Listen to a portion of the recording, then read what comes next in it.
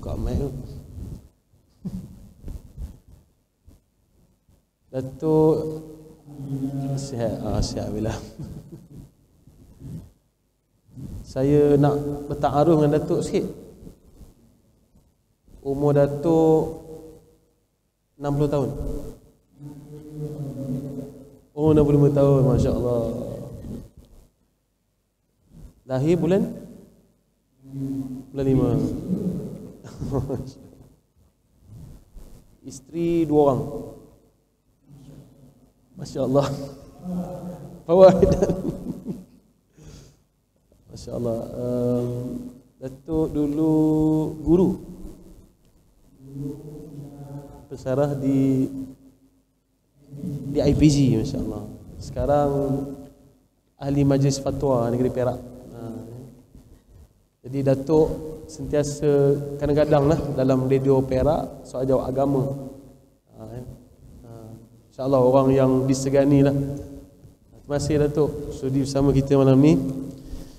Sosial panel sebelah kanan saya yang berbahagia Dr. Ustaz Syafiq bin Sahimi. Apa khabar Dr. Ustaz? Rupanya doktor ni muda pada saya lagi. Berapa umur agak? Berapa umur? 20? Betul. Umur Ustaz saya teka 32 tahun. Ke 33. Muda lagi ya, masya-Allah. Pensyarah di USAS. Isteri masih seorang. Tak berhajat lah. Ada. Anak Ustaz 4 orang, masya-Allah ya. Jadi Dr. Syafiq ni banyaklah program dengan masjid-masjid di Perak. Tapi orang Johor Doktor orang Johor, tapi orang Perak sayang. Mungkin tak pindah jadi orang Perak.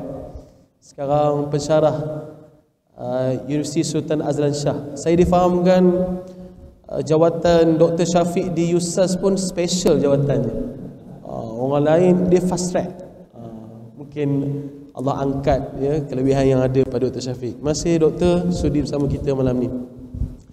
Dan yang saya kasihi seluruh ahli jawatan kuasa masjid Sultan Azlan Shah, barisan para imam, para bilal, para jemaah yang sentiasa bersama kita, dan juga diraikan adik-adik pelajar Politeknik Ungku Omar.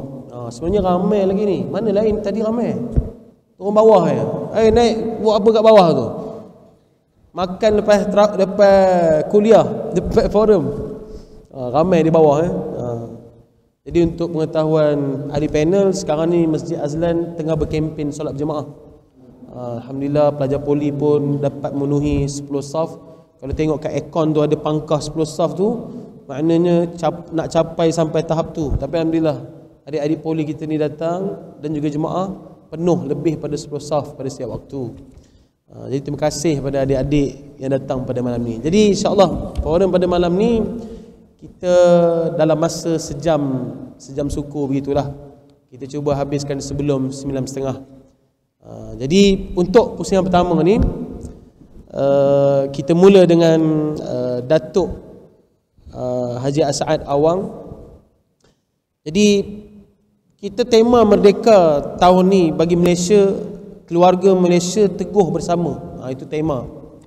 Sebelum kita pergi pada soalan berkenaan dengan ukhuwah, muafakat. Jadi sebelum kita pergi perbincangan yang lebih mendalam, saya nak minta Datuk boleh kongsikan, mungkin ada pengalaman, boleh cerita maksud kemerdekaan. Jadi mengikut pengalaman Datuk sendiri, kok-koklah ada pengalaman pahit ke, manis ke, yang boleh menjadikan inspirasi kepada khususnya jemaah kita ni dan juga adik-adik kita ni ya. Mungkin Datuk boleh kongsikan. Jadi silakan Datuk.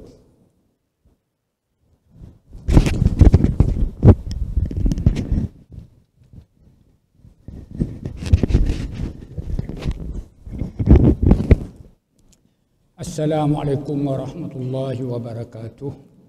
Alhamdulillahirabbil alamin wassalatu wassalam ala asyrafil anbiya'i wal mursalin wa ala alihi wa ashabihi ajma'in. Rabbi shrah li sadri wa yassir li amri wahlul 'uqdatam min lisani yafqahu qawli wa la haula wa la quwwata illa billahil aliyyil azim. Yang saya hormati urus setia Jaib kita, moderator, Tuan Moderator, Tuan Haji Sayyid Muhammad Muzaffar Sayyid Azlan, keturunan Rasulullah sallallahu alaihi wasallam. Silsilah ada keberkatan insya-Allah. Dr. Muhammad Syafiq Sahimi, Datuk-datuk, tuan-tuan imam, pegawai-pegawai masjid, ahli-ahli jawatan kuasa, datin-datin, tuan-tuan, puan-puan, saudara dan saudari yang saya hormati lagi saya kasihi. Alhamdulillah, yang pertama saya rasa sungguh gembira pada malam ini kerana saya berdepan dengan generasi-generasi muda. Selalu jumpa generasi-generasi yang dah penjel lebih kurang saya. Hari ini generasi-generasi muda yang akan mengisi, mencorakkan kemerdekaan. Bukan itu saja, bahkan kena tuning lain, kena letak semua atas landasannya dalam keadaan negara yang kacau bilau, huru hara ya, sekarang ini. Tapi soalannya tanya dengan saya mengenai dengan merdeka dulu.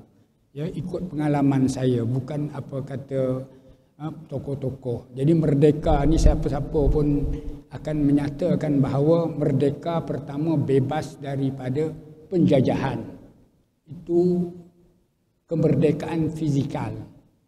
Kemerdekaan fizikal diiringi dengan pengisiannya kemerdekaan jiwa, kemerdekaan rohani kita.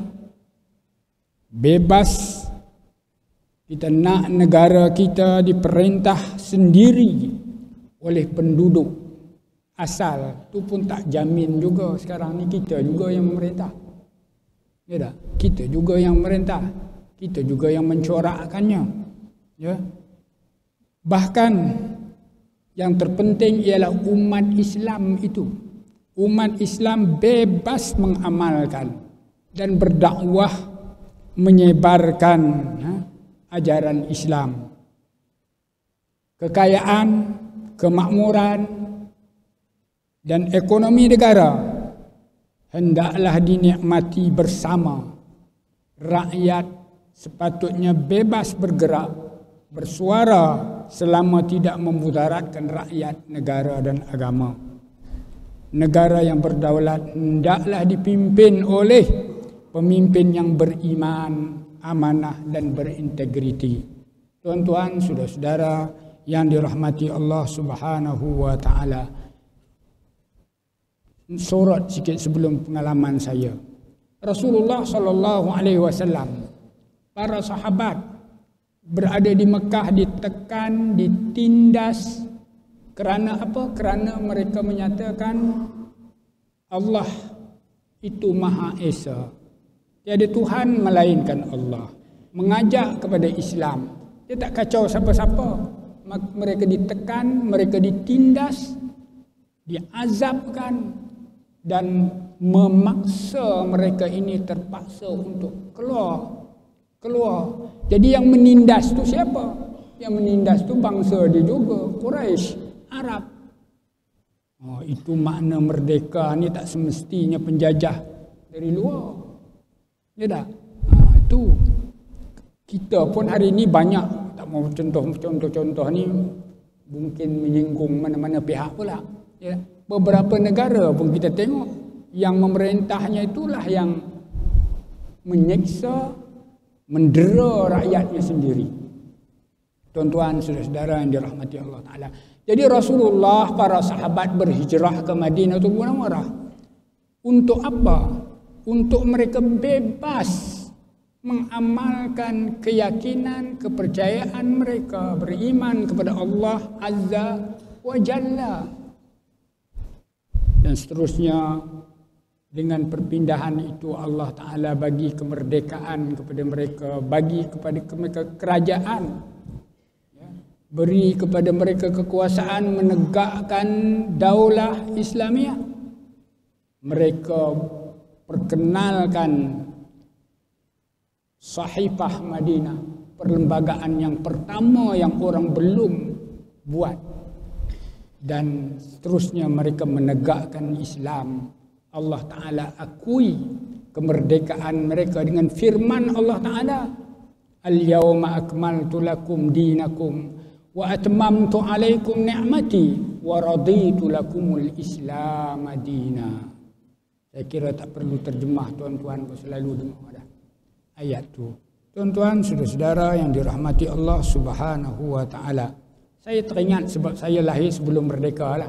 Tapi masa tu saya kecil-kecil sangat lagi lah. Tapi ketika diambang kemerdekaan, saya selepas beberapa tahun merdeka, masa saya kecil-kecil dululah, ya dah. Masa saya kecil-kecil, yang pertama sekali bapa saya orang miskin, mak saya orang miskin, ya. Jadi kuli Cina, ya dah. Kerja ambil upah, dapat RM1, RM2. Saya pun pernah jadi kuli Cina 10 tahun, 15 tahun, ya. Sambil sekolah, sambil kerja. Sambil sekolah, sambil kerja. Gitu gini. Dan kita dikongkong. Ikut dia lah. Cina suruh kerja gini, waktu bila, gini-gini dan sebagainya. Bukan saya saja, orang lain pun begitulah juga. Ya, hatta nak pergi sekolah, nak pergi ke sekolah, kayu bersikal. Saya sekolah ni, di sekolah pula pun tak merdeka, tuan-tuan.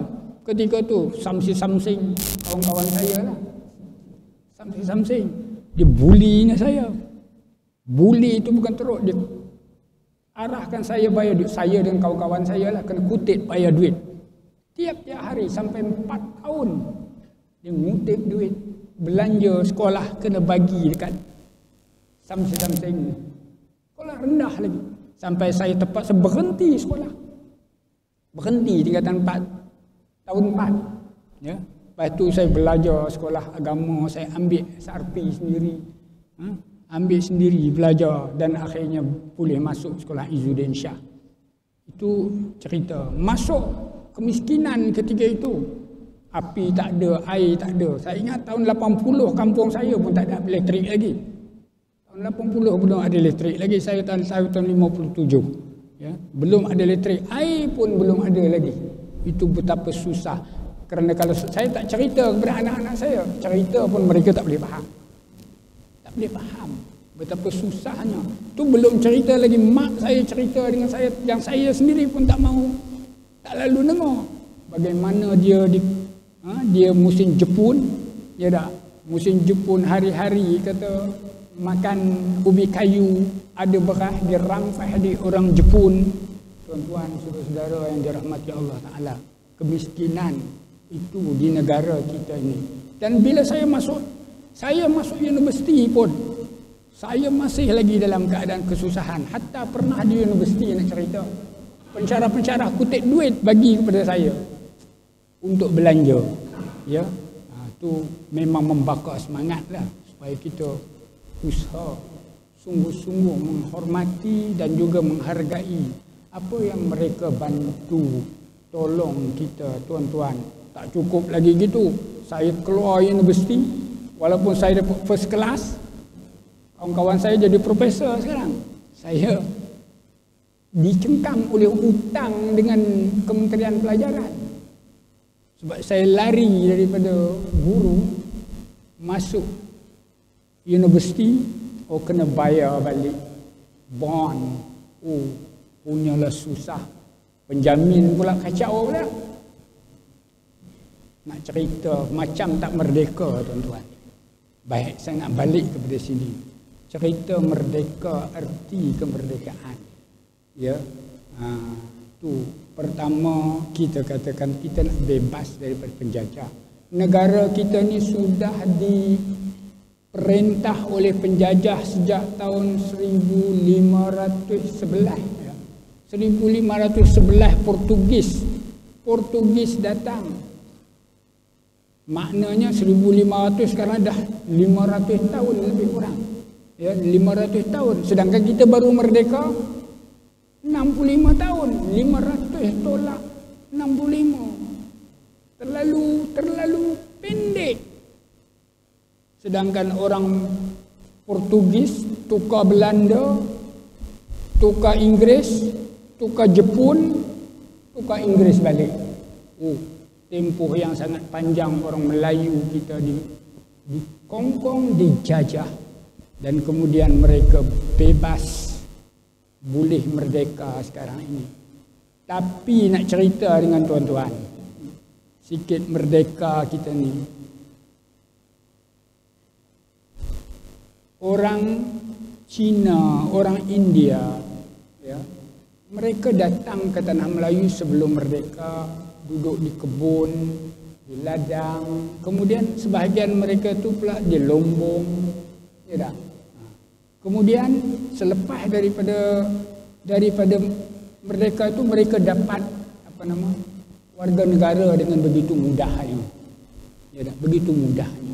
Dan kemudian, ya, selepas daripada itu datang pula sekarang ni membanjiri negara kita ni pendatang-pendatang tanpa izin, ya, daripada Myanmar, daripada Bangladesh, daripada Indonesia, daripada macam-macam, ya dah. Dan saya nak bagi fakta satu, tuan-tuan, kepada tuan-tuan mengenai dengan keadaan negara kita hari ini, mengenai dengan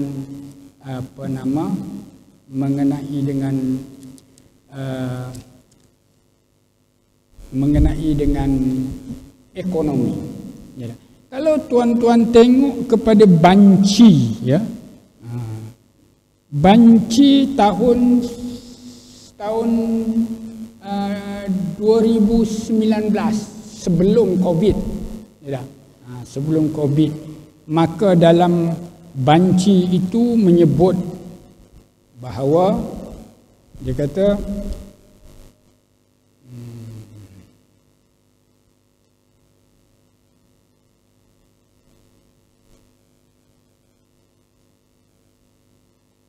bahawa ekonomi ini, ya, negara kita ini, kemiskinan tegar.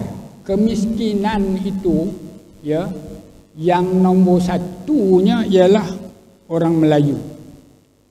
Orang Melayu. Nombor dua orang India. Nombor tiga orang Cina. Cina lah yang paling senang. Kemudian dari segi kaya pula, mewah pula, ya. Nombor satu orang Cina, nombor dua orang India, nombor tiga orang Melayu. Ya, saya tak jumpa ni, banyak sangat nota ni. Jadi itu hakikat. Cuba tengok rujuk dalam dalam banci tahun 2019. Jadi orang Melayu kita ni maknanya, ya dah, di tanah air mereka tu hidup mereka merempat di tanah sendiri, sedang mereka penduduk asal. Orang luar datang kaut kekayaan. Inikah maknanya merdeka? Ya, inikah maknanya merdeka? Dan kita tiap-tiap hari sebut beras mahal, gula mahal, tepung mahal, itu mahal, dan segala-galanya. Ya dah. Dan kita mesti ada nanti satu plan, mungkin soalan kepada panel Dr. Syafiq dan sebagainya, bagaimana kita nak mengisi kemerdekaan ini. Jadi tuan-tuan, saudara-saudara yang dirahmati Allah Subhanahu wa taala, last kali yang saya punya pandangan, merdeka ini yang sebenar-benar merdeka ialah kita bebas daripada api neraka. Rabbana atina fid dunya hasanah wa fil akhirati hasanah wa qina azabannar. Walau kita kaya macam mana, jadi datuk seri, jadi tan seri, jadi tun, jadi apa-apa pun, millionaire, maka kita merdeka di dunia, belum lagi tentu di akhirat. Orang bagi penghargaan itu, orang bagi penghargaan ini, belum lagi tentu kita bebas daripada api neraka. Maka kita nak jamin merdeka di dunia, merdeka di akhirat. Jadi merdeka di akhirat ini mesti kita buat satu plan strategi yang betul-betul supaya kita bebas daripada azab api neraka. Wallahu ta'ala alam.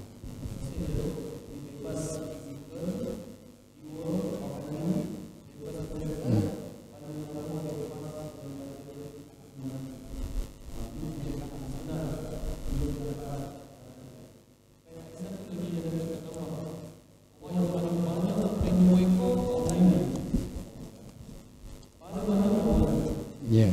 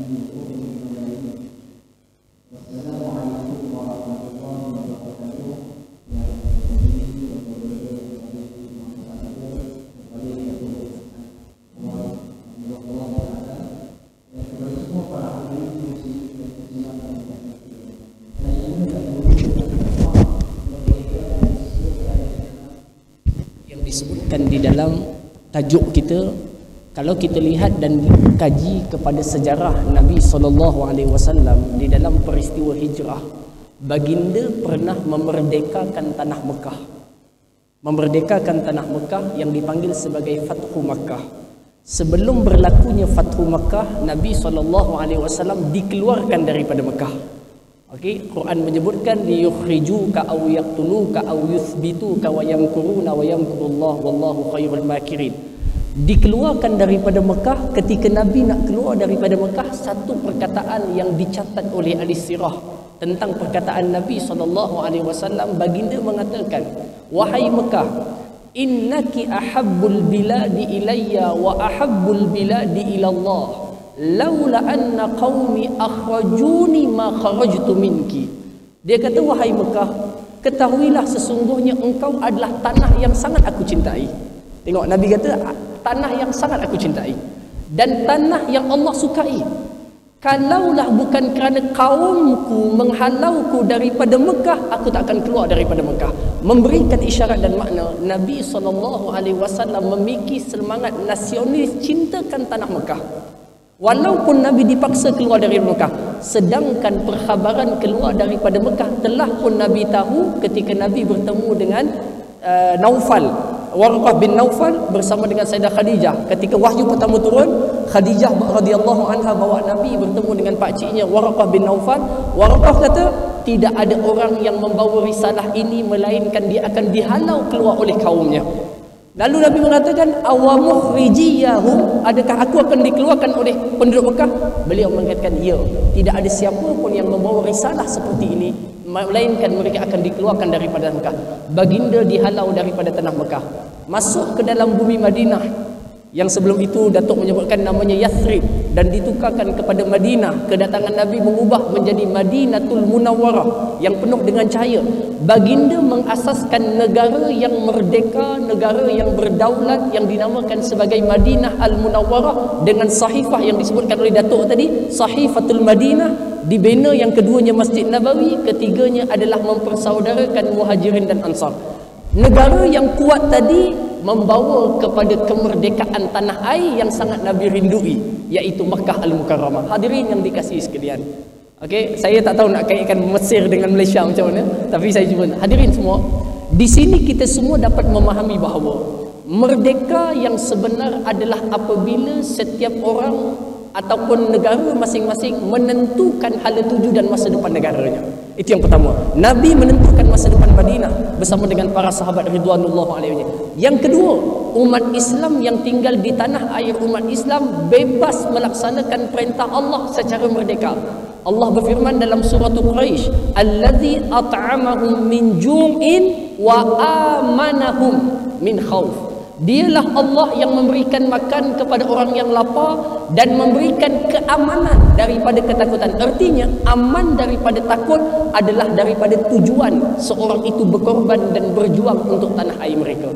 Kalau kita buka dalam lipatan sejarah kesusahan negara ketika saat penjajahan masuk, kita dapat lihat kemerdekaan yang kita capai ini penuh dengan air mata, penuh dengan kesusahan. Datuk Asak ceritakan keluarganya yang susah bekerja dengan dengan orang bukan bangsanya sendiri, mendapatkan uang yang sukar. Semua itu merupakan kesusahan yang ditempuh oleh generasi awal. Sebagaimana Nabi SAW dan para sahabat sebelum dapat Madinah, para sahabat ditekan, diseksa, dibantai. Ammar bin Yasir ibunya dibunuh, Bilal bin Rabah disiksa. Artinya setiap kemerdekaan dan kedaulatan bermula sebelumnya dengan pengorbanan dan kesusahan. Orang dahulu telah melaksanakan tugasan mereka. Maka pada saat dan ketika ini slot kedua nanti, maka tugasan kita apa yang perlu kita lakukan untuk mengekalkan kemerdekaan, kedaulatan negara kita. Hadirin yang dikasihi sekalian, kalau kita nak sebutkan kesusahan, tadi Ustaz Said mungkin sebut saya mengajar di universiti dapat itu sekian dan ini. Hadirin semua, jangan tengok yang ada sekarang, tengok susahnya dulu masa zaman belajar tuan.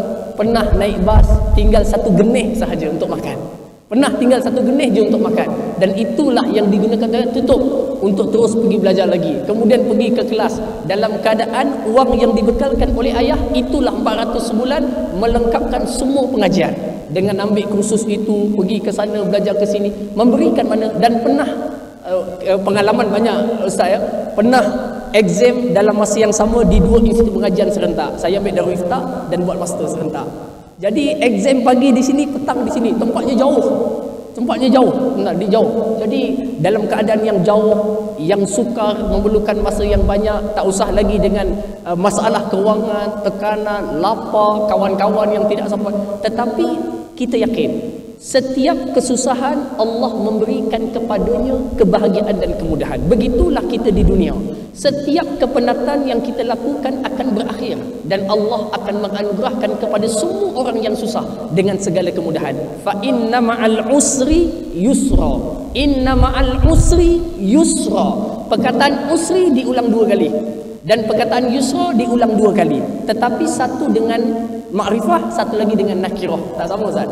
Dan ulama tafsir mengatakan apabila diulang dua makrifah dia memberikan satu makna. Tetapi apa diulang dua nakirah memberikan dua makna. Maknanya satu lain, satu lain. Fa inna ma'al usri dengan makrifah alif lam. Maknanya satu kesusahan. Ayat kedua, fa inna ma'al usri. Kesusahan di atas di bawah sama. Yusra yang kedua adalah dua kemudahan ibadah. Artinya satu kesusahan dan pengorbanan yang kita tanggung dan kita tempuh akan menghasilkan dua kejayaan yang Allah akan berikan. Oleh itu hadirin, anak-anak muda yang dikasihi sekalian, kemerdekaan yang telah ditunjukkan oleh Nabi dan pejuang-pejuang kemerdekaan kita perlu kita hayati dengan beberapa perkara. Yang pertama, Datuk dah sebutkan tadi, negara kita mesti kita yang menentukan hal tujunya. Itu yang pertama. Yang keduanya adalah negara itu bebas untuk kita melaksanakan amal-amal yang Allah fardukan ke atas kita. Di Mekah mereka tak merdeka kerana mereka tidak bebas melaksanakan amal yang Allah fardukan ke atas mereka. Sampailah Nabi buka Mekah dan mereka akhirnya bebas melaksanakan apa yang difardukan Allah ke atas mereka. Dan yang terakhirnya, negara yang aman dan ekonomi yang stabil adalah merupakan ciri-ciri sebuah negara yang merdeka. Dari itu tuan-tuan, saya dalam perjalanan daripada Yusas tadi nak jalan ke sini, saya sempat mendengar dan berfikir tentang bagaimana tuan-tuan sukar dan susahnya kemerdekaan capai. Datuk sebut tadi tuan, 500 tahun kita dijajah, kita baru merdeka 64 tahun. 67 tahun, minta maaf. Baru 60 tahun lebih kita dijajah 500 tahun. Artinya jangan terleka dan terlalai, perjuangan masih panjang. Maka merdeka yang sebenar adalah memerdekakan akal, fikiran, ekonomi, politik, tanah air kita daripada apa jua unsur penjajahan. Kalau dilihat dalam pengajian-pengajian Islam, dalam ilmu ideologi Islam menyebutkan kemerdekaan pada waktu ini bukan hanya berbentuk penjajahan kolonial persenjataan, tetapi sudah sampai kepada maksud yang baru, penjajahan ideologi dan pemikiran. Orang kita bercakap dengan bahasa kita, berpakaian dengan pakaian baju Melayu yang sama, berjubah dan berseban, tetapi cara berfikirnya adalah cara berfikir barat. Cara berfikirnya adalah cara berfikir komunis. Sebab itulah perjuangan dan satu usaha besar yang dilakukan oleh musuh di seluruh dunia. Pada waktu ini, saya baru balik daripada persidangan antarabangsa di Turki, tuan-tuan. Satu tajuk yang kami bincangkan selama lebih kurang 21 hari, tuan-tuan. Tapi saya ikut 9 hari saja. Satu tajuk yang menjadi topik paling hangat kepada anak muda pada waktu ini, iaitulah Asy-Syabab wa Tahaddiyatul Huwiyah. Remaja dan pemuda serta krisis identiti yang cuba dilunturkan dalam jiwa pemuda. Oleh itu, kalaulah kita merdeka tetapi akal pemikiran kita masih berfikir dengan cara penjajah, dengan cara barat, dengan cara komunisme, dengan cara liberalisme atau pluralisme, artinya tubuh badan kita merdeka tetapi pemikiran kita belum lagi dimerdekakan. Semoga Allah memberkati kita semua.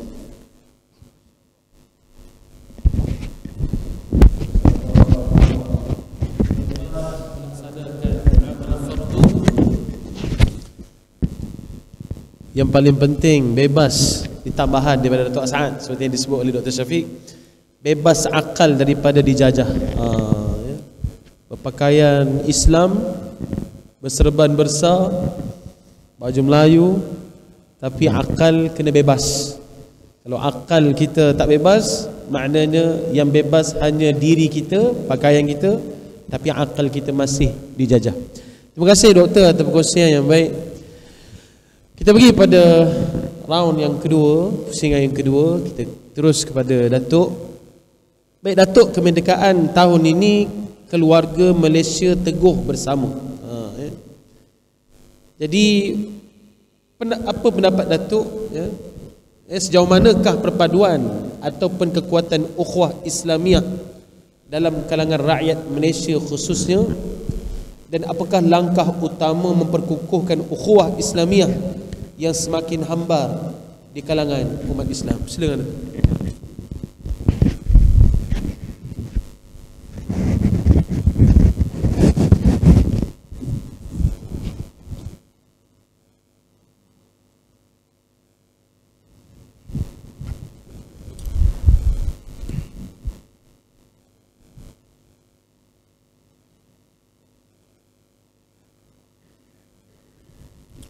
Bismillahirrahmanirrahim. Terima kasih saudara moderator. Soalan mengenai dengan perpaduan, ya, merupakan perkara yang amat penting. Bersatu teguh, bercerai roboh. Itu pun dah cukup kepada kita, ya. Bersatu teguh, bercerai roboh. Dalam Quran banyak kali Allah Ta'ala sebut, suruh kita bersatu padu. Innamal mu'minuna ikhwatu. Hanya sahaja orang mukmin itu bersaudara. Dan di ujung ayat tu Allah Ta'ala sebut pula, dia kata, fa aslihu baina akhawaykum wattaqullaha la'allakum turhamun. Rahmat. Ukhuwah, perpaduan membawa rahmat. Perpecahan membawa bala, membawa bencana. Allah Ta'ala suruh lagi, wa'tasimu bihablillahi jami'an wa la tafarraqu. Suruh kita bersatu padu dalam sembahyang berjemaah. Banyak ayat-ayat menggesakan. Rasulullah sallallahu alaihi wasallam mula-mula di Madinatul Munawwarah, di Makkahul Mukarramah, dia satukan. Satu dulu. Dan kemudian di Madinatul Munawwarah setelah disatukan tu, di Madinah pula dia satukan antara muhajirin dengan orang Ansar. Tak cukup dengan orang muhajirin bersatu dengan orang Ansar, orang Aus, orang Khazraj. Orang Yahudi, Bani Quraidah, Bani Nadir, Bani Qainuqa dan lain-lain lagi pula dia buat agreement, perjanjian. Tuan-tuan yang dirahmati Allah Subhanahu wa Ta'ala, ini penting. Perpaduan kita nak ambil daripada keamanan tu, misi merdeka kita. Hatta Rasulullah SAW dalam perjanjian Hudaybiyah, ya, gencatan senjata selama 10 tahun. Jadi dia nak ambil peluang daripada gencatan senjata 10 tahun itu, walaupun perjanjian tu memang berat sebelah. Tapi nak negara aman, damai, ya, untuk cari peluang. Tuan-tuan yang dirahmati Allah Subhanahu wa Ta'ala, ini tugas semua. Kalau nak sebut mengenai dengan keadaan hari ini, masa kita merdeka, kita buat pilihan raya yang pertama. Minta maaf nak sebut ni, bukan nak berpolitik dalam masjid. Ya dah, parti yang ada tu parti UMNO, gabung perikatan dengan parti PAS. Ya dah, dua aja. Lepas tu berpecah lagi, ada Berjasa, ada macam-macam lah, Hamim, ada tak payah sebut. Dan sekarang ni pula orang Melayu semakin banyak parti-parti mereka, dan semakin bercakaran satu sama lain. Tak cukup dengan tu, ahli-ahli parlimen Melayu, kita yang bukan Melayu tak nak kata macam mana Melayu ni, ya, di parlimen tak boleh nak bersatu. Tak cukup dengan itu lagi, kita kata patutnya kita harap kepada ulama-ulama. Mereka lah yang akan berusaha, para cendekiawan, menyatukannya. Sebahagiannya tak yakin diri nak menyatukan. Bahkan sebahagiannya pula berasa bahawa menyatukan orang ini tak popular. Yang popular bagi pecah belah. Itu yang dia nak, ya. Jadi memecah belah umat ini. Tuan-tuan, saudara-saudara yang dirahmati Allah Subhanahu wa Ta'ala. Jadi ukuran, kalau hari ini kita dah tengoklah apa kesannya perpecahan itu. Dalam bidang agama kita ada macam-macam, ustaz tu bawa ke arah ini, ustaz ni bawa arah ini, tak termasuk ajaran-ajaran sesat lagi. Dia tak? Kumpulan Ahlus Sunnah wal Jamaah dikatakan kumpulan Wahabi, kumpulan Asy'ariyah, kumpulan itu, kumpulan ini. Tak boleh nak duduk semeja. Jadi saya memang, tuan-tuan, tak harap dengan merdeka ini kepada orang. Kita, tuan-tuan, nak mengecap nikmat merdeka ni, jangan harap orang. Sama juga jangan harap subsidi. Kalau harap subsidi, harap bantuan, itu ini dan sebagainya, dia mungkin boleh legakan sikit saja. Lega macam Panadol. Tapi kalau tuan-tuan nak hidup senang, tuan-tuan nak merdeka betul-betul, tuan-tuan kena usaha sendiri, kena kerja sendiri, kena kuat iman. Nombor satu, ya. Kemudian kena rajin, kena ihsan, cemerlang, ya. Kena itqan, tekun. Itu ada dalam hadis semua-semua, tuan-tuan, saudara-saudara yang dirahmati Allah Ta'ala. Kita nak cerita mengenai perpaduan, ya. Kalau kita mungkin perlembagaan pun tak semua orang setuju pula cakap pasal perlembagaan, tapi itulah kita kena terima hakikatnya. Perlembagaan telah pun, ya, menggariskan beberapa perkara, seperti kita kata mengenai perkara-perkara yang sensitif, isu raja-raja, ya, isu bahasa kebangsaan, isu keistimewaan orang-orang Melayu, rezim Melayu, kedudukan agama Islam dan lain-lain lagi, telah dicerobohi, telah diabaikan. Maka akhirnya, ya, dengan perpecahan itu telah diambil peluang oleh musuh-musuh, ya, musuh lagi kita kata, kucarkan kita. Maka dengan kucar kacir ekonomi kita, tuan-tuan yang dirahmati Allah Subhanahu wa Ta'ala, saya dah jumpa tadi disebutkan di sini bahawa, ya, mengenai dengan apa nama ekonomi, ya, mengenai kerana apa berlaku, mengapa berlakunya 13 Mei 13 Mei itu yang parah sungguhlah. 13 Mei 1969, ketika tu saya kecil lagi, saya umur remaja lah, muda sikit daripada, jadi remaja. Hari-hari kata pertama kurung, kepiu sana sini, ya dah, pukul sana pukul sini. Saya dengar kata kadang-kadang tangkap orang masuk dalam bumi, campak dalam sungai. Itu gini, ya, antara kaum. Sebab apa? Sebab ekonomi yang tak sekata. Satu puak, ya, membolot ekonomi. Satu pula lagi ekonominya terlalu rendah.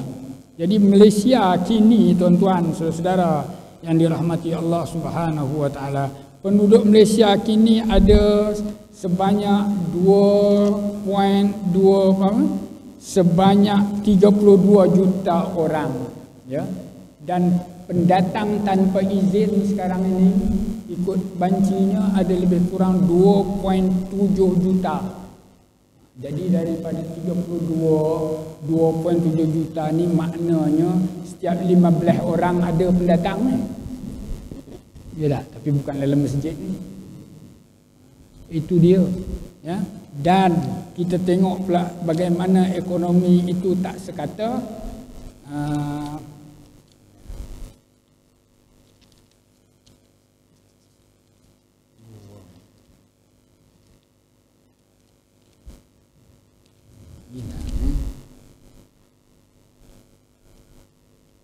Baik. Jadi ekonomi tadi sebagaimana yang saya sebut tadi tidak sekata. Jadi menyebabkan, ya, berlaku huru-hara, kacau bilau. Kacau bilau. Tuan-tuan, saudara-saudara yang dirahmati Allah Subhanahu wa Ta'ala. Jadi untuk kita hidup senang harap, kita ada pemimpin-pemimpin, ya. Pemimpin sepatutnya kita an-nasu ala dini mulukin. Manusia itu ikut agama muluk, tak semesti raja. Pemimpin-pemimpin mereka lah, ketua-ketua mereka. Jadi kita sepatutnya jadi contoh. Mereka jadi contoh teladan kepada kita. Tapi kalau para pemimpin bercakar-cakaran, Ya, ahli parlimen bergaduh baling kerusi sana sini, tunjuk penumbuk, ya. Sebut perkataan-perkataan yang lucah sesama mereka, hatta sama-sama orang Melayu. Maka bagaimana pula dengan orang-orang yang di bawah? Jadi kita nak cerita perpaduan, tuan-tuan.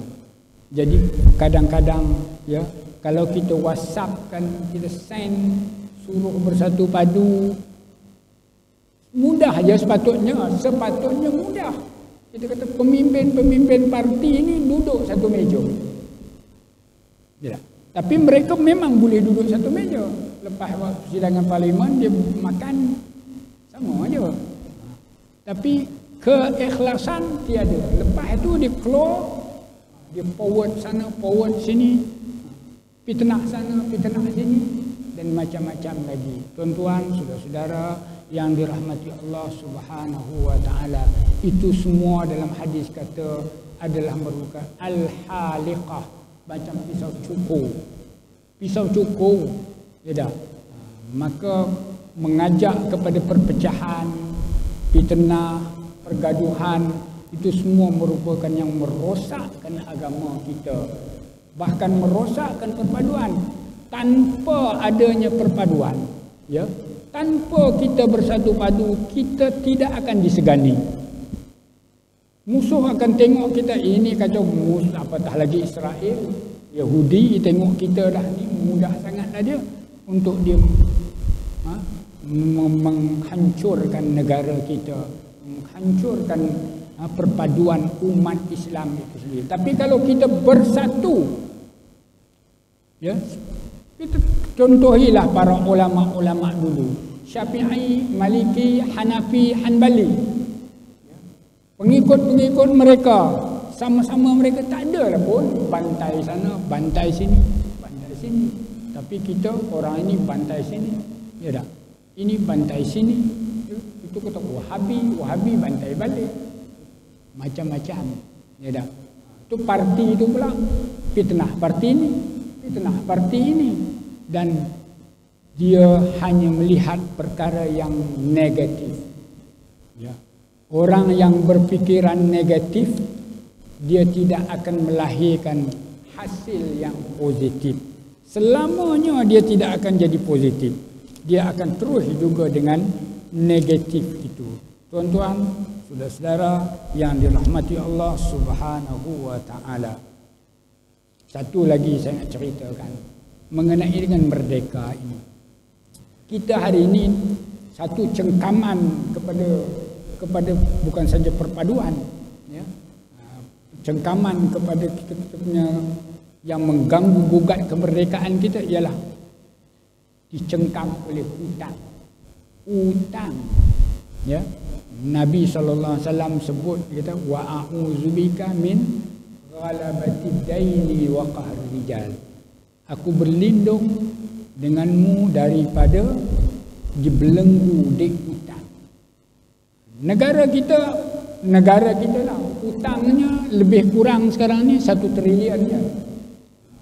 1 trilion. 1 trilion tu banyak mana?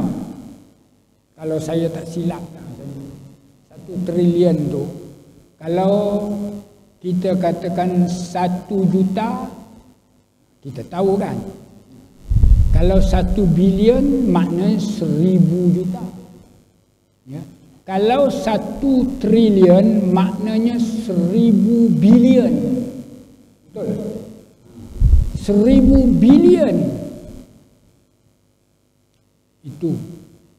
Kalau tuan-tuan, contohlah, kalau tuan-tuan beli rumah 500,000 ringgit, dalam masa 25 tahun bayar, 500 itu dengan untung atau faedahnya atau sebagainya, dia akan jadi lebih kurang dalam 1 juta.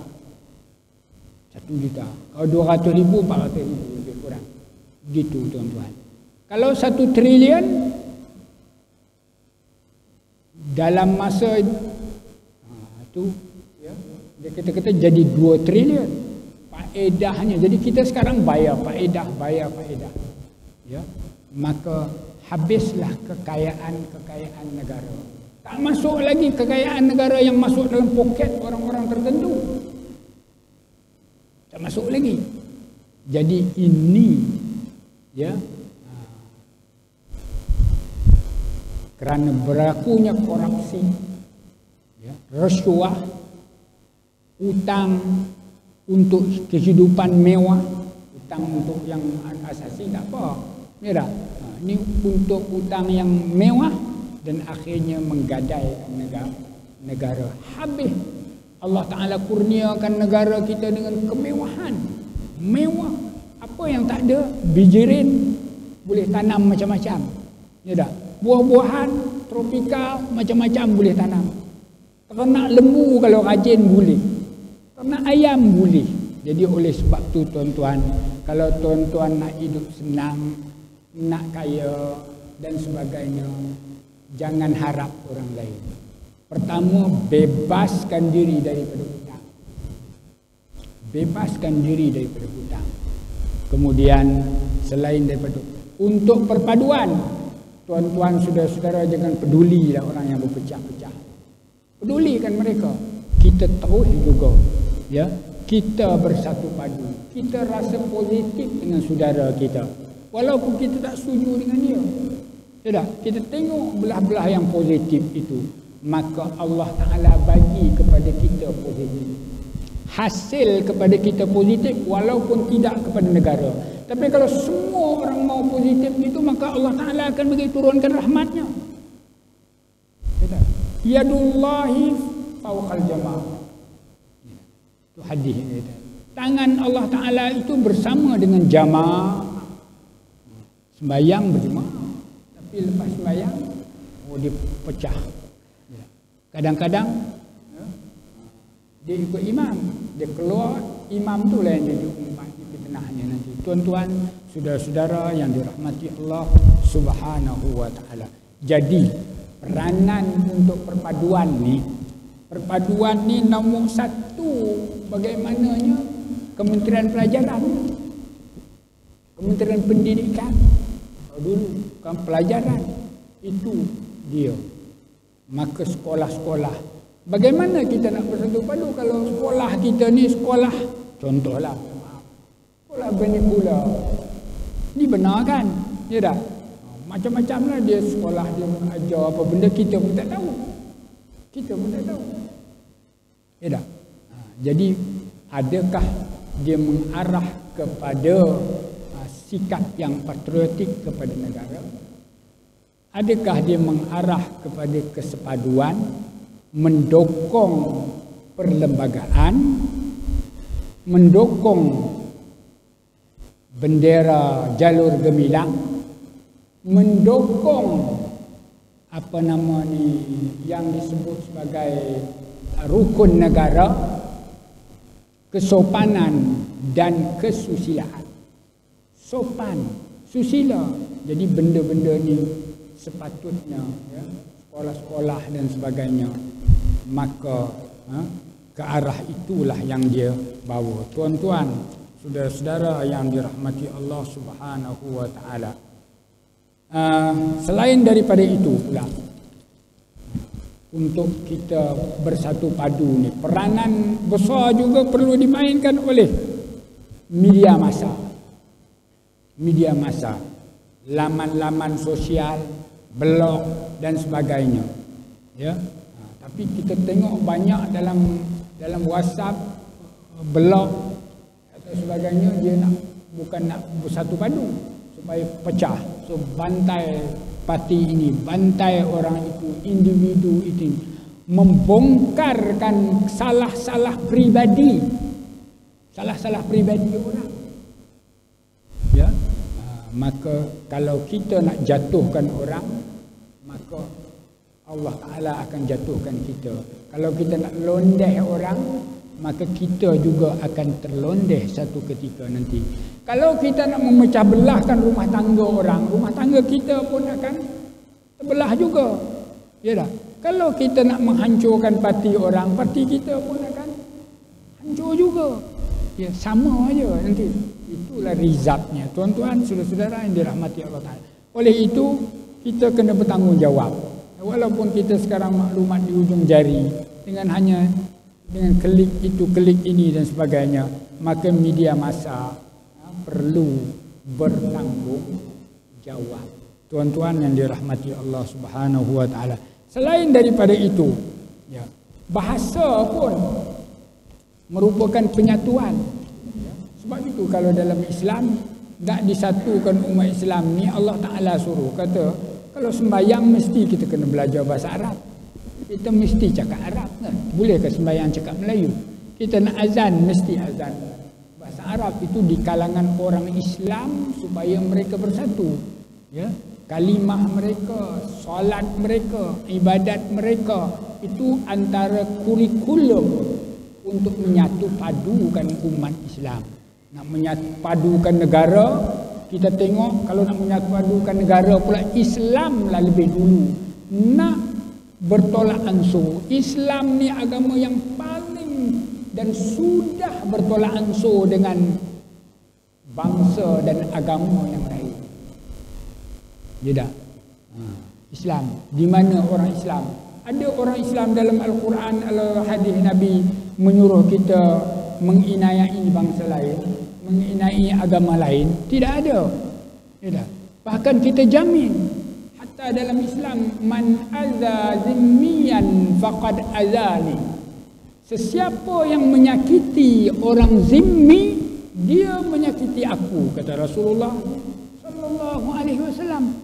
Tapi kita tengok, ya, kita contoh di luar negara lah, ya, bagaimana kita katakan orang Islam, ya, dibantai oleh orang-orang di India, ya dah, di India.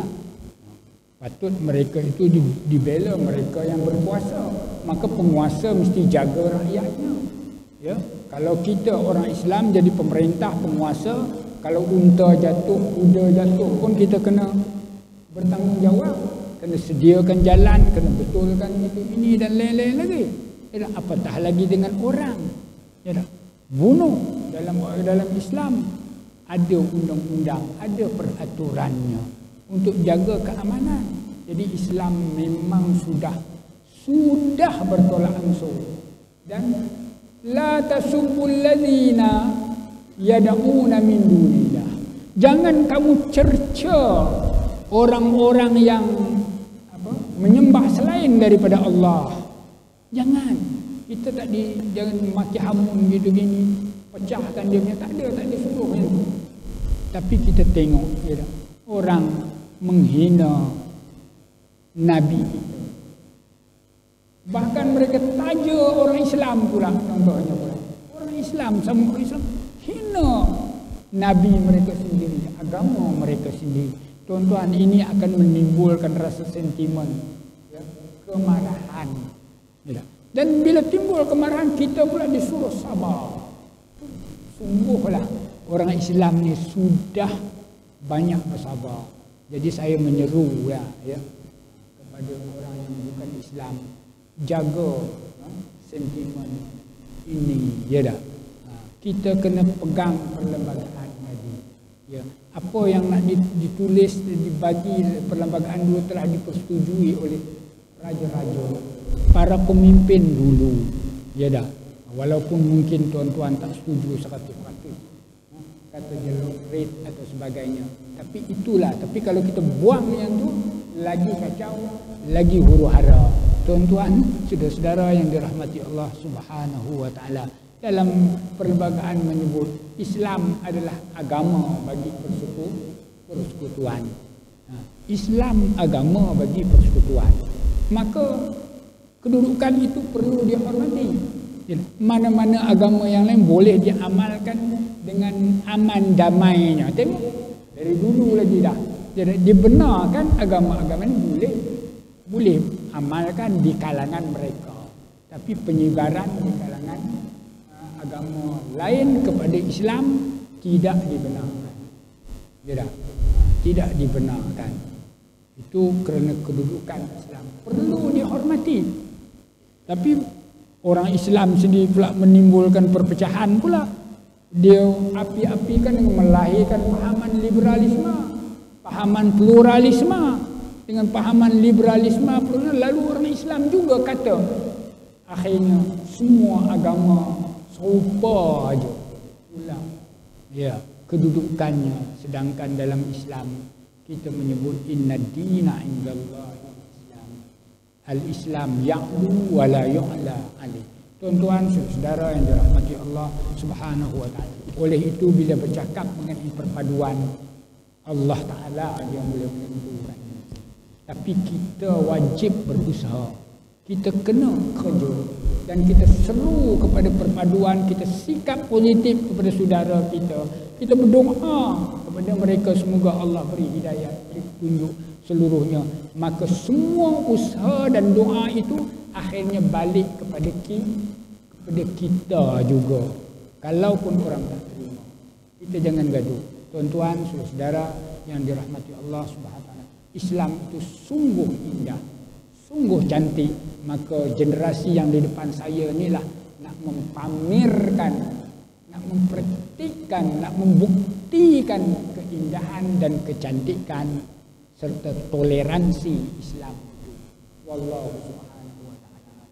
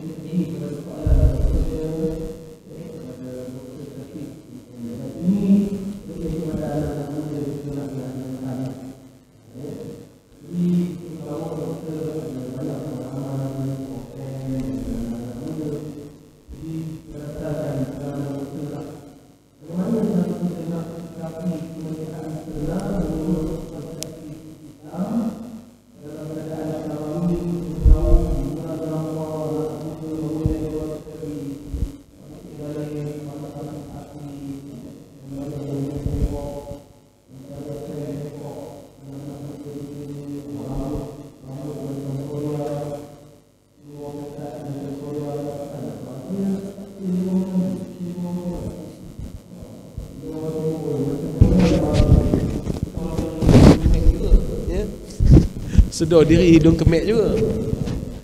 Jadi itulah sekarang ni kerosakan membawa anak muda ni ya, daripada lupa kepada agama ni dah makin hebat. Jadi mohon Dr. kongsikan bagi nasihatlah kepada anak-anak muda khususnya yang hadir malam ni, apakah tuntutan kemerdekaan sebenar menurut Islam? Silakan. Bismillahirrahmanirrahim. Wassalatu wassalamu ala sayyidina Rasulillah wa alihi wa sahbihi wa wala. Hadirin yang dikasihikan, khususnya kepada anak muda, berkata seorang tokoh pendakwah yang terkenal di bumi Mesir. Beliau mengatakan, kana syababu qadiman wa hadisan fi kulli ummatin imadu nahdatiha wa fi kulli nahdatin sirru quwwatiha wa fi kulli fikratin hamilu rayatiha innahum fityatun amanu bi rabbihim wa zidnahum huda. Sesungguhnya dalam setiap generasi ada tonggak ketamadunannya, dan dalam setiap tamadun ada rahsia kekuatannya, dan dalam setiap kekuatan ada pendukung fikrahnya. Mereka adalah anak muda dan pemuda. Hadirin yang dikasihi sekalian, Allah berfirman di dalam Al-Quran, innahum fityatun amanu bi rabbihim wa zidnahum huda. Sesungguhnya mereka adalah pemuda-pemuda. Quran sebutkan fityah, pemuda-pemuda yang diikat kepemudaan mereka yang menjadikan generasi yang hebat adalah amanu bi rabbihim wa zidnahum huda. Mereka beriman dengan keimanan yang kuat. Keimanan itulah yang menjadi rahsia ketamadunan dan pembangunan sebuah negara. Kalau kita lihat di Madinah Al-Munawwarah, orang yang membangunkan bumi Madinah hampir majoritinya sahabat yang muda. Bahkan hatta di Mekah yang banyak membantu Nabi dalam apa jua siri perang, dakwah dan jihad, orang muda. Ammar ibn Yasir anak muda, Bilal bin Rabah masih muda, Ali bin Abi Talib masih muda, Sayyidina Umar pada waktu itu masih muda, Sayyidina Uthman adalah orang muda, Asyarah Mubashirina bil Jannah kebanyakannya orang muda. Semua orang muda di setiap zaman adalah rahsia kebangkitan. Sebab itu hadirin semua, Ustaz, musuh dengan hiburan yang disebutkan tadi mensasarkan anak muda. Pemikiran yang rosak disasarkan anak muda. Depan saya semua ni anak muda. Kata kunci kepada jalan keluar itu, wahai semua adik-adik dan anak muda, adalah iman kepada Allah yang dibangunkan. Kata Hasan al-Banna rahimahullahu taala, fa inna asasul iman al-qalbuz zaki. Sesungguhnya asas kepada iman yang baik itu adalah hati yang bersih. Oleh itu hadirin semua, ada 4 asas yang diletakkan oleh para ulama dan mufakirin untuk menjadi pemuda yang hebat. Yang pertama, al-iman. Al-imanul qawi, iaitu iman yang kuat, iman yang mantap. Iman ni artinya kepercayaan, keyakinan, keteguhan, pegangan yang takkan boleh dilemahkan, takkan boleh digoyangkan. Itu keimanan, keyakinan, kepercayaan. Kalau kuat iman kita, kuat keyakinan kita kepada Allah, kepada Rasul, kepada akhirat, ia akan menimbulkan satu keajaiban. Kata pepatah Arab, Ustaz, al-iman yasna'ur rijal. Iman menghasilkan tokoh, iman menghasilkan pahlawan.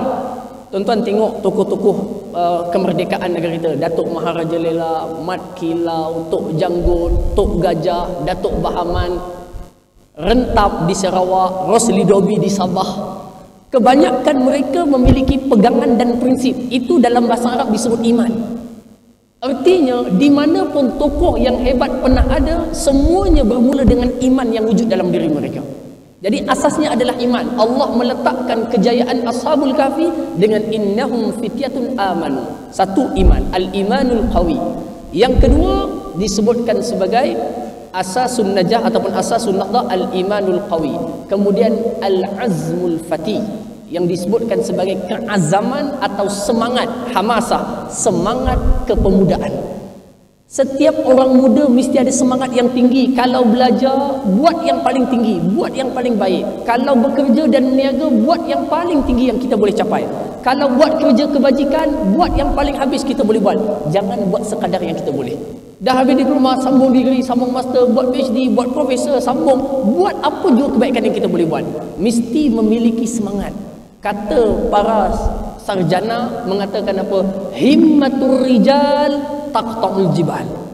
Semangat seorang pahlawan itu boleh membelah satu gunung kalau dia bersemangat. Tapi kalau tak ada semangat, kan susah sikit je, bantuan tak dapat, beasiswa kena tarik, terus tak boleh nak belajar, hilang semangat dah. Belajar dengan sirah para salafus soleh yang menuntut ilmu, yang berjihad dan berjuang dengan memiliki semangat. Semangat mesti kena ada. Cara nak dapatkan semangat, pertama baca tentang sirah yang terdahulu, yang keduanya duduk dengan orang semangat. Ustaz Said semangat belajar, semangat berdakwah, baru kita dapat semangat. Dua. Yang ketiga disebut sebagai, tentang yang pertama al-iman al-qawi, yang kedua al-hamasah, dan yang ketiga dikatakan sebagai apa tuan? Iaitu al-ikhlasu fi sabilillah. Ikhlas dalam jalan untuk kita berkorban demi tanah air kita. Hadirin yang dikasihi sekalian, ikhlas hanya datang apabila memiliki al-fuadun naqi, iaitu hati dan jiwa yang bersih. Kita nak berkorban untuk tanah air kita, mesti wujud keikhlasan. Dalam apa jua perkara, wujudkan keikhlasan. Ikhlas, Allah akan bagi jalan keluar yang hebat kepada kita. Tadi saya dengar seorang tokoh yang salah seorang daripada tokoh yang menjaga sempadan negara buta kerana terpijak dengan bom. Setelah dia buta, dia sambung belajar ke UK, ke Australia, di Florida University, kemudian balik ke Malaysia, sambung degree, kemudian buat master, buat PhD. Umurnya waktu tu 60 ke 70 tahun. Semangat yang disebutkan sebagai, dia kata apa? Kata beliau, seandainya setiap orang itu memiliki keikhlasan, Allah akan membuka semua jalan. Jadi adik-adik semua, ikhlas penting.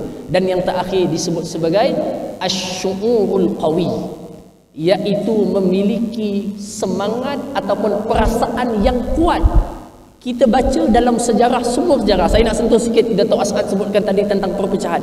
Bacalah semua sejarah kejatuhan Islam.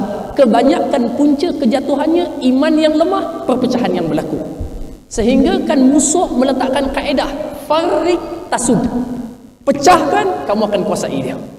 Dengan cara apa? Iman yang lemah menjadikan setiap zaman kejatuhan Islam berpunca daripada lemah. Syekh Abdul Hasan Ali An-Nadawi hafizahullah rahimahullahu taala, dalam bukunya yang terkenal menjadi buku bestseller dalam dunia, iaitu disebutkan sebagai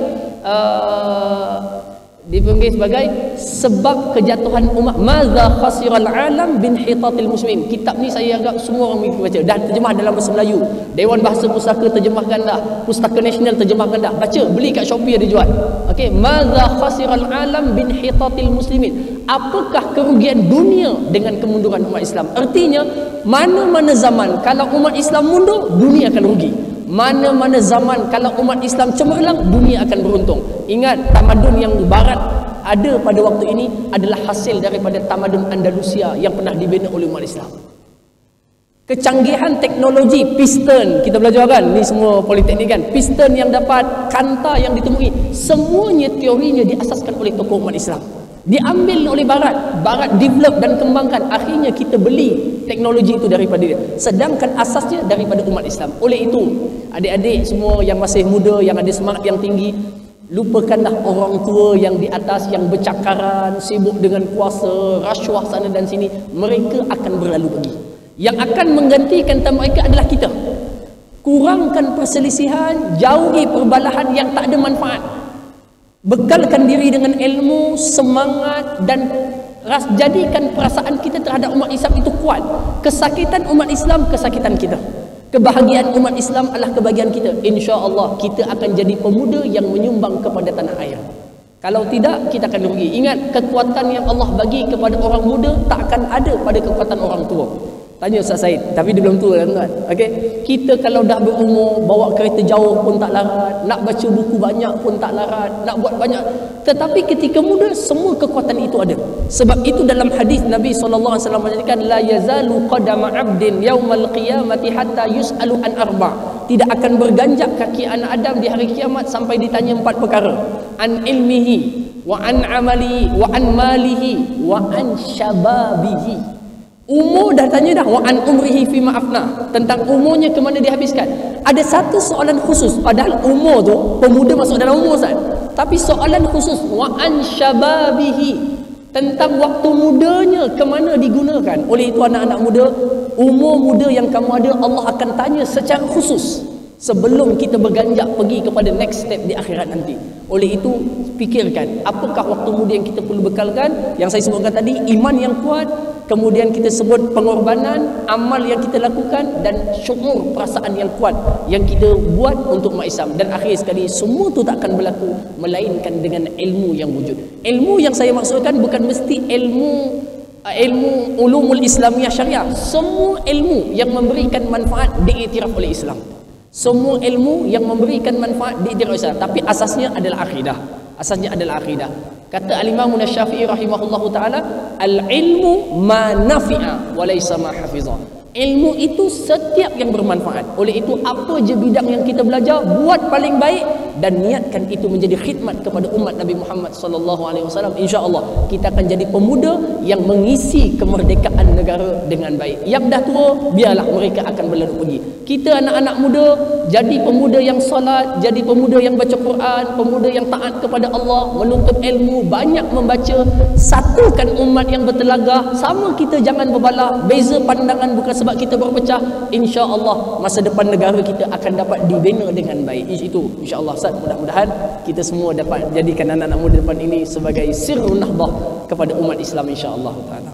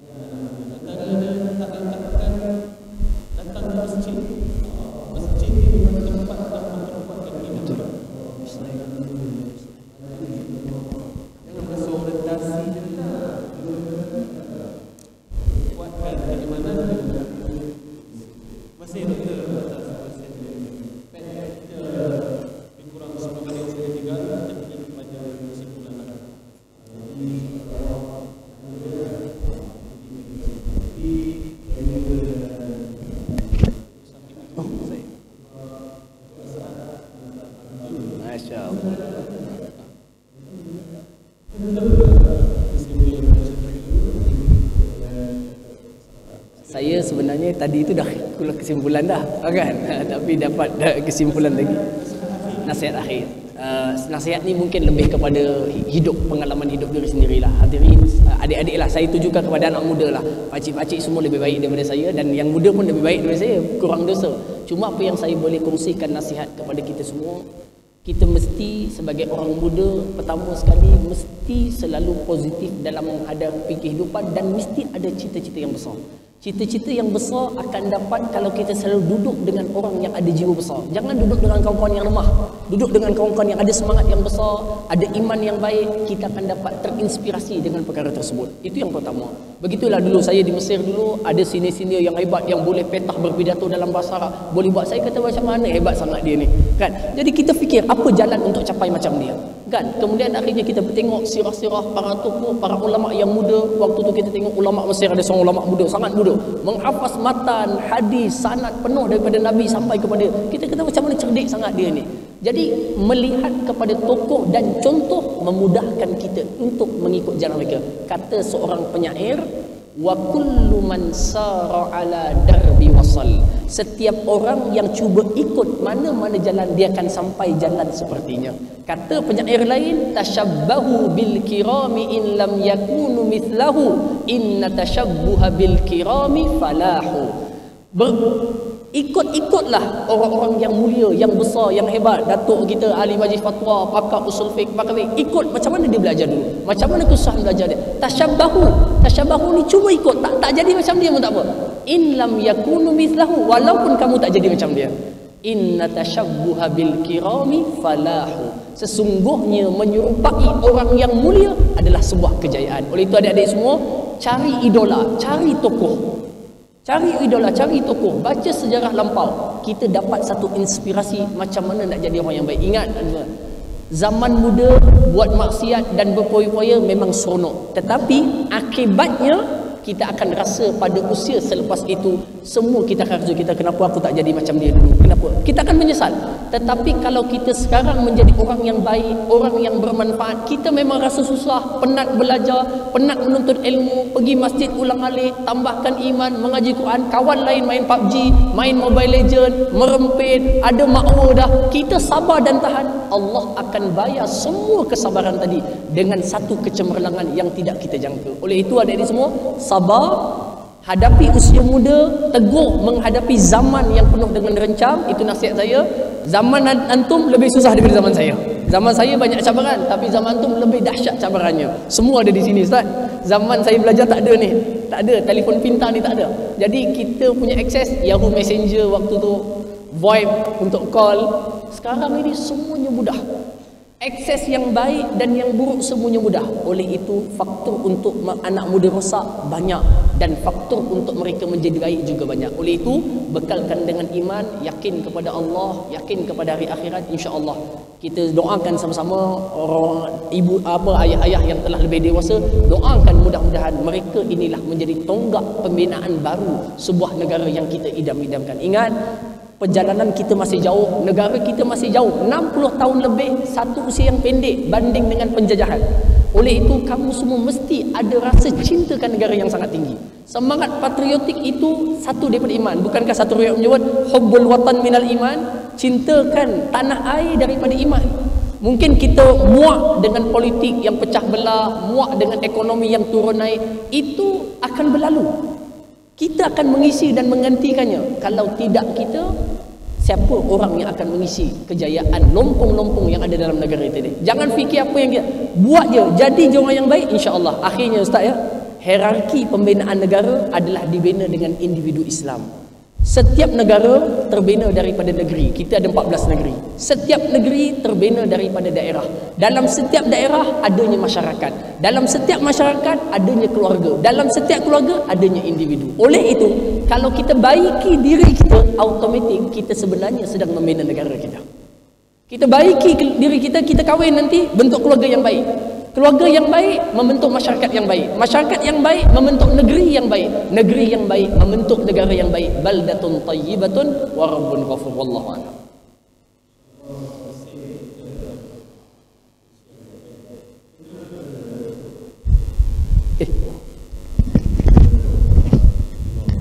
Secara kesimpulan Terima kasih.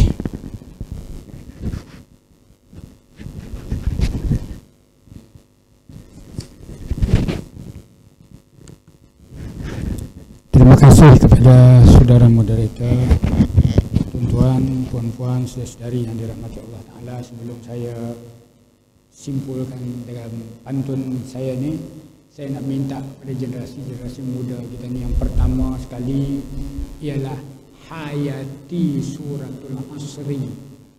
Kedua, hayati hadis ihsan. Ya. Yang ketiganya, hayati hadis mengenai dengan itqan. Keempat, hayati hadis yang menyatakan bahawa sebaik-baik manusia ialah manusia yang berguna kepada orang lain. Khairun nas anfa'uhum linnas. Baik. Ke hutan bakau mencari lokan, membawa guni berikat tali. Jika patriotisme tidak disuburkan, sejarah penjajahan berulang kembali. Bunga raya di dalam dulang, dulang perak berbentuk bulat. Mari sama kita berjuang, kekalkan Malaysia merdeka berdaulat. Burung tempua di atas dahan, di tepi sumur melihat rusa. Mari berdoa ke hadrat Tuhan, negara makmur aman sentosa. Dari rumah pergi istana, sebelum pergi mandi di sumur. Merdeka itu akan bermakna jika negara aman dan makmur. Kalau ke pasar membeli cuka, jangan ditaruh dalam kereta. Kalau ingin bebas merdeka, wajib bersatu, tolak sengketa.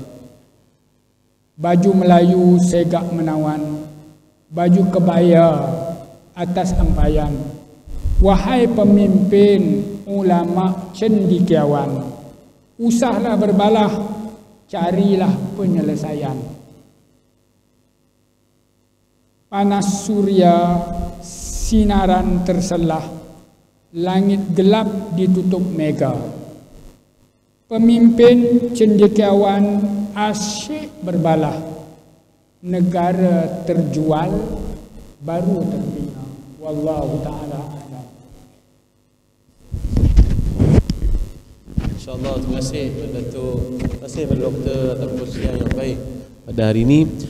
Jadi pertamanya saya mohon maaf sepanjang langsungnya forum ini ada kekurangan. Pertamanya minta maaf, mungkin ada masalah berkenaan dengan sound system masjid.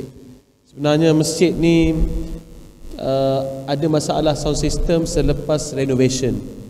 Dulu kita ada soundproof, tapi bila dah ditukar kepada ukiran ni, dia dah jadi humming. Dan kita punya ceiling kita terlalu tinggi, jadi itu yang ada bergema sikit tu. Jadi memang kita panggil beberapa kontraktor berkenaan dengan sound, mereka pun rasa macam pening nak menyelesaikan masalah. Jadi tuan-tuan yang rasa macam tak over clear ya, pada malam ini, boleh rujuk pada Facebook Masjid Sultan Azlan Shah dan juga Facebook Jabatan Agama Islam Perak. Boleh tengok ulang tayang balik dalam Facebook ini, dan dalam Facebook ni mungkin lebih jelas, dia tidak ada humming. Jadi minta maaf, kita pun dalam proses nak membetulkan balik sound system ni, agak ada masalah. Perlu kepada yang pakar, dan adjust ni tak boleh sehari, dia kena adjust dalam sebulan supaya nak sesuaikan speaker masjid ni dengan apa keadaan masjid. Jadi mohon maaf daripada pihak masjid. Jadi cukup sekali itu, yang baik pada Allah, yang kurang dari diri kami sendiri. Sekian, Assalamualaikum warahmatullahi wabarakatuh. Saya serah pada pengurusi majlis. Presiden.